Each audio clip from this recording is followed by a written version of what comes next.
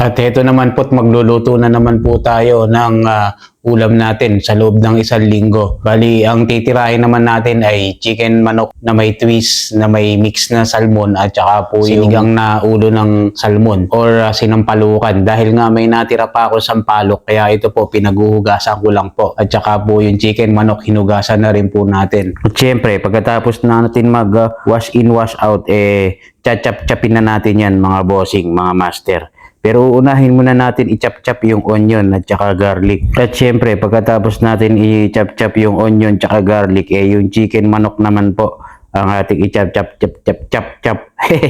At pagkatapos nga niyan, yung naman, ulo ng salmon. At syempre, yung pinagtinikan niyan, mga bossing, ibibigay natin sa alaga ko nga dito na si Tirso at si John Lloyd. Alam niyo naman po dito, kung nakita niyo sa previous vlog ko nung nakaraan pala, meron din tayong mga alaga dito na si John at si Paul. Si John Paul.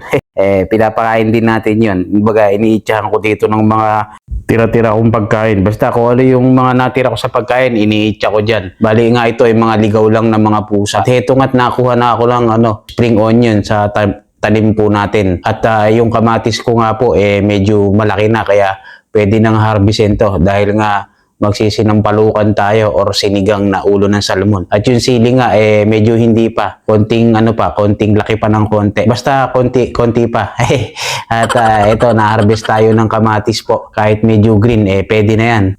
Lalasa na rin po yan. Basta importante, mahalaga. At pagkatapos ko nga po dyan, ito, diretso na tayo dito sa kawali. At igigisa na natin yung bawang at sibuyas. At konting mekos-mekos lang po yan. At pagkalalagay natin ng chicken manok, ito, ilalahok-lahok lang po natin ng konti. Ba't ba laging natin, ako lang pala nagluluto. After ng mekos-mekos mga bossing, lalagyan na po natin ng paminta. At saka po itong chili powder. At saka po curry powder. At saka sa kabila yung lalagyan ko rin po ng onion powder dun sa may ating sinampalukan po na isda. At saka nilagyan ko na rin po ng garlic powder at saka onion powder at saka ginger powder po. Basta lahat ng powder meron tayo na nilagay para mas malasa, para nag-imas atoy. At syempre, konting mekos-mekos lang po yan. At pag mekos-mekos ko nga po, ilalagyan na po natin ng iba pang pampalasa yan. Dun sa kabila, nilagyan ko na rin po ng asin, yung ating pang sinigang at saka yung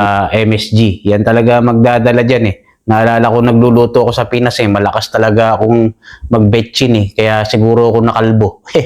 Joke lang po, pero totoo yun. At eto na, naglagay na rin tayo ng toyo at saka po oyster sa ating adobe. At syempre, hindi makukumpleto yan pag di natin nilagyan ng tubig na tigisang pitchel. Kasi nga po, pag nag-adobo ko, gusto masos Edi wow. At ito magdadala dyan ng Sprite. Yan talaga magpapalasa dyan mga bossing. Siyempre, yung konti, inumin natin. Mashallah, mashallah. Quiz mia. Ay, wah.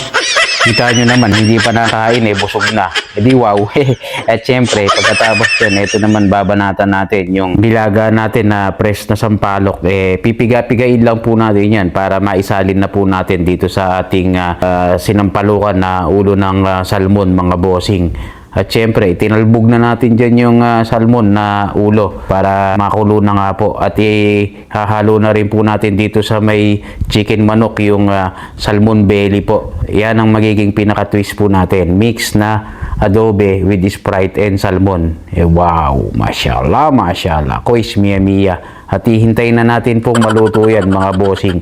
At dito na nga, nilagay na natin yung piniga natin na fresh sampalok dito sa sinampalukang ulo ng isda. Sinampalukan nga Edi wow. At syempre, pagkatapos yan mga bossing, i-change court ko lang po itong dalawang kawali. Ilipat ko lang dito sa may mas malakas yung may sabaw. Dahil nga medyo matagal maluto ito. At pagkaluto nga yan mga bossing, kakain na tayo.